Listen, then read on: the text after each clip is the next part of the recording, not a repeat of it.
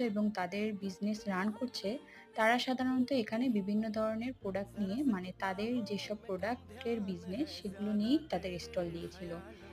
তো এই যে আমি এনার স্টলে চলে এসেছিলাম কিছু জুয়েলারি দেখার জন্য।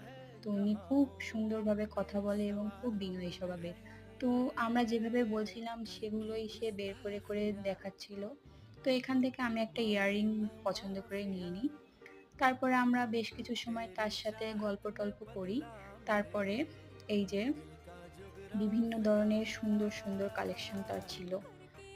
তারপরে এখান থেকে আমরা আবার সামনের দিকে যাই বিভিন্ন স্টলে। এই যে একটা সিরামিকের স্টল ছিল, এখানে দিদি দেখছিল। অনেক সুন্দর জুস আইটেম ছিল, ড্রাই ফ্রুটস। তারপর সামনের দিকে এগিয়ে ফলের দোকান ছিল বিভিন্ন ধরনের। তারপর আমরা